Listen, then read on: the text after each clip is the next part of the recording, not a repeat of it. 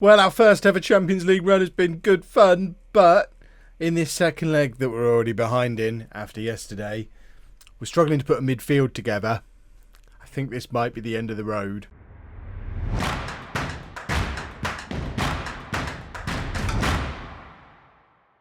Hello and welcome to part 156 of It's Coming Home. I'm Kevin. Coming up on today's episode, we have that second leg of the Champions League first knockout round against Hoffenheim, plus a Premier League game against Chelsea. Since you were last with me, Premier League form has been good. We've won our last 4 games on the bounce. It was very helpful, the fact that we managed to come off this terrible run of form that we were in and play bottom of the table Millwall. A confidence boosting win there.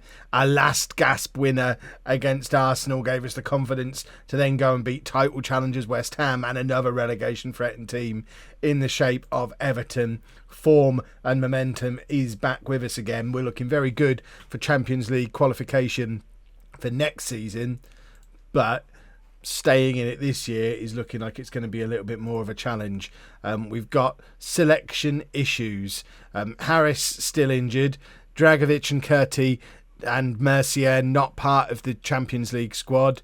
Ricardo's picked up an injury in that last game against Everton. Jimenez suspended because he was a rascal in the first leg.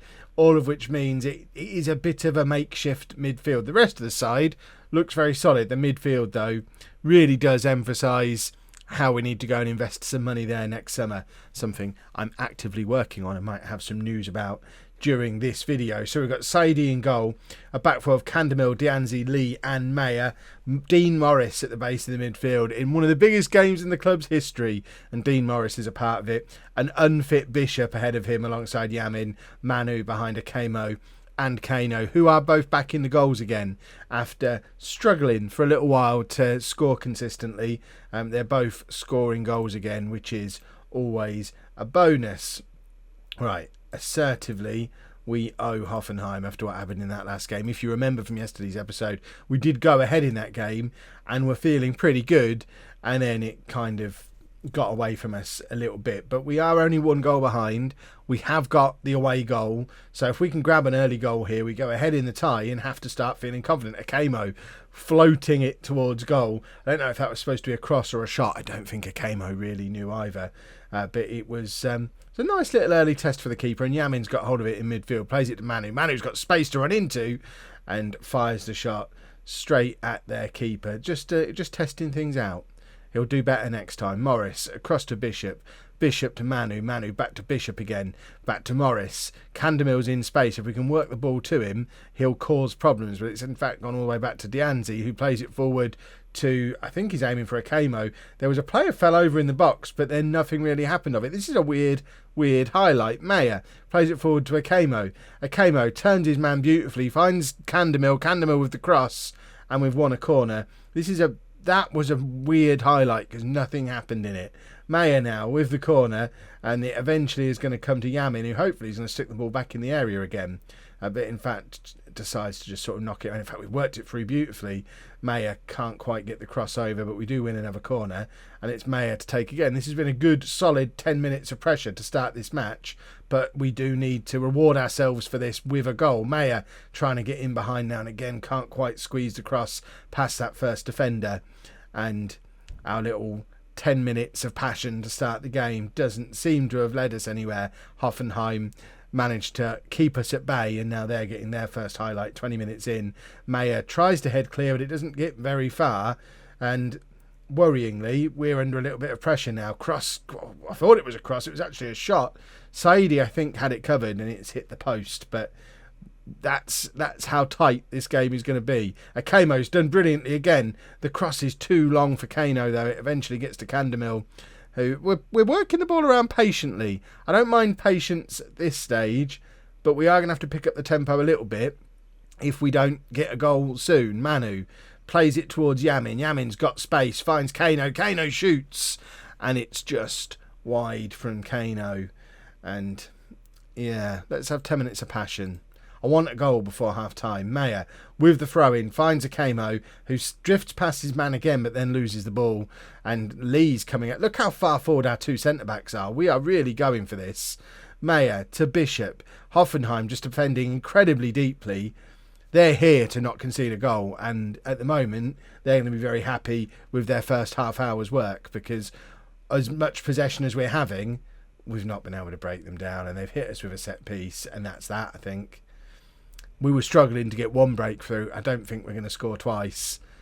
They've come here with a game plan, something I never do. Our European naivety is going to cost us in this tie, I think. Let's demand more. An equaliser before half-time gives us something to play for. That's sickening, the fact that that's happened completely against the run of play. I do feel like, having watched the two games, we're better than them, but they're just tactically better than me. Aggressive. Let's owe them. Get out there. Do something. Because of the injury issues and non-selection issues and suspension issues, we don't really have much on the bench that's going to offer us anything different. Chernyshov could come on for Manu. We've got Rodriguez, who obviously has weighed in with heroic goals every now and again. Kano's been really poor. I know the sensible thing to do is try something different, because this... in fact, it's not fair to say it's not working. We've had 58% of the possession, 15 shots. On another day, we're ahead in this game. Now Bishop's picked up an injury. He wasn't fit to begin with. And I think we are going to have to do Kev hybrid system as we go for it in this tie. I think it's the only option. We've got to get men forward. So let's get him there. So Manu can be the more attacking of the two. I'm also going to take off Kano, who's had a terrible game. We've never, ever tried this before, and we're trying it in the Champions League. But really, we weren't getting the breakthrough. It's a roll of the dice. It might work. It might not. It gets an extra attacking player on. At least I'm trying something different. Should we even go attacking? Let's go attacking. I'm looking at that bench. There is nothing there that is going to change this game. Montero could come on in between those two and play as a target man. In fact, you know what? In the circumstances, what have we got to lose by doing exactly that? Because if we do score 2 quick goals, we can drop him back and play him at centre-back again. So I'm going to bring Montero on for Dianzi. I'm going to stick him in there, where I just want him to be a target man, get in between those two. And Lee's going to cover the defence on his own. I'm not going to change these. Right, let's not be too nuts. Let's stick Dean Morris back in there. Yam in there. I don't know. Like I say, I'm rolling the dice. It might work. We need 2 goals in the last 10 minutes of this game. Show some passion. Just get the ball forward, lads.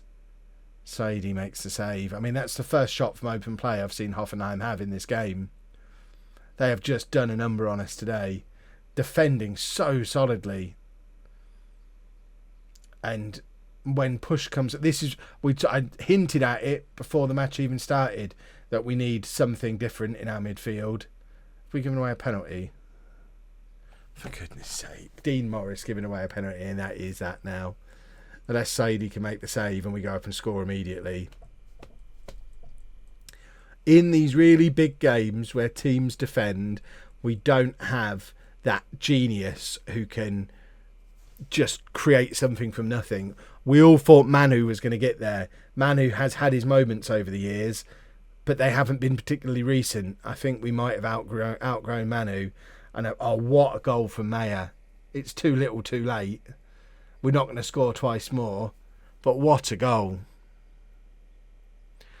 We need a real world-class attacking midfielder to create chances in these games where teams are trying to defend against us. And that's what I'm actively trying to do in the transfer market. Not transfer window, because it's not open. But that's what I'm trying to do. Hopefully, before the next match, you'll be able to see some of the players we're looking at.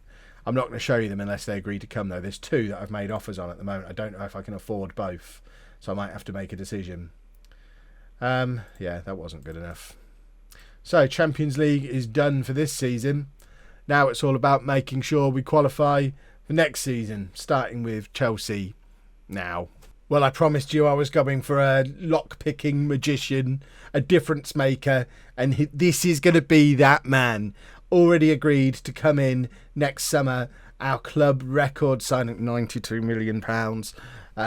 Mitja Supancic, a 21-year-old Slovenian international, 35 caps already for Slovenia, currently at Liverpool. This shows where we are as a club now, that we can take a world-class young midfielder off of Liverpool. But I know I don't look at this stuff very often, but to me, that stuff looks like he's the kind of man I'm looking for. He's 6'3". He's just, oh, look at that first touch. Look, this is what we're after. First touch and flair. And these are the bits that I was hoping for. I want someone to just do something magic. And that's what I think we're going to get from him. We'll ignore the fact that he's potentially got injury problems and is currently injured. That's irrelevant. But he's much better than any midfielder we've currently got. Potential to get even better. He's going to be joining us next summer, or this coming summer. And hopefully won't be the only one. I'm working on an attacking midfielder as well, but haven't been able to get that finalised. Not sure if we can even afford him now. So I'll show you him in tomorrow's video if we get him. If not, we'll work on a new attacking midfielder in the summer. But getting this money spent now so that I can get a budget next season. I know people tell me that's not how it works. I'm convinced that's how it works. So we're playing Chelsea. This is the team. A couple of changes from the team that played against Hoffenheim. Nothing major needed. Just really bringing in some of the players who were unavailable in that game. So Jimenez comes back in at defensive midfield. Curti into central midfield. Rodriguez comes in up front because Akamo has now picked up a knock and joined the injury list. So let's submit this team. We need a win here. We need to be back to winning ways. Chelsea are not a team that we should feel particularly threatened by anymore. They're a mid-table team. Remember, we are nearly 20 years in the future at this point of the save. And Chelsea are not a team that we should potentially be worried about, I don't think. There you go, we are the favourites. All I've done there is stressed out Curti, who obviously came from Chelsea, where he never really got a look in several years at the club. But this is what the league table is looking like. I'll show you it here then. Chelsea down in 11th place. Wolves have had a terrible season and fallen well down the league. Dianzi's in, but can't direct his header goalwards. But obviously the part of the table we're concerned with is this bit. We want to make sure we finish in that top four. We are looking good, although we do need to keep an eye on Tottenham, who've got 2 games in hand, only 8 points behind us. So a defeat here, I'm already 1-0 down. A defeat here, and we are opening the door a little bit for Tottenham to come in and steal one of the Champions League qualification spots from us. And as much as we are having a very good season, and even if we finish 5th, it's still a very good season. The board were looking for mid-table group stages in the Champions League. I think for our own development, I mean, even talking about the new player who's coming in that we've nicked off of Liverpool. If Liverpool are in the Champions League next year and we're not, he's not going to be particularly happy about coming here. He's coming now. It's one of the other reasons why I'm trying to get my real top-level business done while we're still a Champions League club, just in case we're not. But I think for the development of the club, we do need Champions League football next year. Because otherwise, both financially and in terms of keeping this squad together, we're going to have a few issues. Other news that's sort of transfer related. Remember the Brazilian wonder kid, Mira, that I signed like a year and a half ago and sent out on loan? He's just got a work permit. We haven't been able to bring him back yet because he's on loan in Spain until the end of the season, but he has a work permit in place for the final, I think, 3 years of his contract with us. So he will be joining up with us in the summer. We have a Brazilian wonder kid striker to go with our new world-class flair midfielder. I hope we're not going to be in a situation again where we can't score the way we were against Hoffenheim. I think we're already putting together important parts of the squad to fix that problem. Because remember, the last player who signed without a work permit and then ended up getting one was Candemil, and he worked out quite well, didn't he? So if Mira can have a similar kind of impact to what Candemil had, then we're going to have a very good striker on our hands. Jimenez with the cross, Kano can't divert it goalwards, and we've won another corner. And Kano, I've been a little bit disappointed with this year. He obviously scored an awful lot of goals last year. this season. He's still scoring consistently enough to stay in the team, but we're 5 games from the end of the season, he's not hit 20 goals yet. Now, I know Akemo's scored a lot more this season to kind of balance that out, but there is definitely a space in the team for Mira if he can come in, score goals, maybe do a Mick Powell. That's kind of what we're hoping for from him. What can we do to change this game? Again, it's another one of these situations where, I mean, actually, to be fair, I know I don't necessarily read the stats brilliantly every time, but looking at that, they've had more possession. We might have had 12 shots, but only one of them has been on target. So, to be fair, Chelsea have been the better team, but that doesn't make me feel any better. But we need to win the match, and I think we're just, I mean, it's Champions League hangover. We get it all the time. This is the big downside of being in the Champions League, the fact that you get punished in matches like this. Let's show some passion. I've fired everybody up. I need to be looking at that bench now. Maybe a couple of the youngsters we've got on the bench. I think we have got Mercier on the bench. This might be the time for him to come on and say, forget this Brazilian wonder kid. You've got a French one here, and I'm going to be homegrown. Let me show you what I can do. We'll get on there. Show us what you can do then. After that made-up conversation we just had, Manu can come off for Chernyshov. One of them's leaving in the summer because we are bringing in a new attacking midfielder. I just don't know his name yet. But one of Manu or Chernyshov is going to have to leave. I'm tempted to make a third change now, but I'll hold off for maybe 10 more minutes. But I'm looking at Bishop and thinking his creativity. I'm looking at Dragovic and remembering what he did against Arsenal not so long ago. What's just happened there? Have we given away a penalty? We have given away a penalty. Brilliant. This is our new thing, is it? We give away penalties. Terrific. Well, let's hope Tottenham do a Wolves and decide to bottle the run in so it doesn't really matter how we do. Because otherwise, it'll be a very sad end to the season if we don't get back up into the Champions League again. I'll be distraught. Right. Dragovic or Bishop to try and save the game. We'll bring Bishop on. I think Bishop is probably the man who's finally going to be leaving this summer. We've talked about it a lot. Although I guess the big issue with that again is if we are in the Champions League, which hopefully we will be, Bishop's homegrown in England, whereas the new kid who's coming in isn't. So I can't just do like for like Bishop for him, which is what I would like to do, because we probably need to keep Bishop around because he's English. Oh, maybe it'd be nice to have a year off from the Champions League. We've got all these 18-year-olds who've already come in. There's a bunch more coming in the summer. Maybe a year off the Champions League won't be the worst thing in the world, because then when we get back into it, we'll be in a stronger position to have some homegrown players, maybe, because at least they'll then be under 21 and been at the club for 2 years. So they won't class as homegrown yet, but they'll be able to play on the basis that they're young and been here 2 years, which is the other way we can squeeze them in, because you then don't have to register them for the Champions League.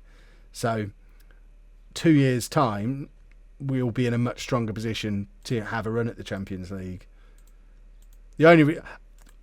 All that logic tells me it will be fine not to qualify, but I know if we don't qualify, there's going to be some of our better players who are going to look at it and think, I ain't staying there. Mayer is a perfect example of that. He's 25.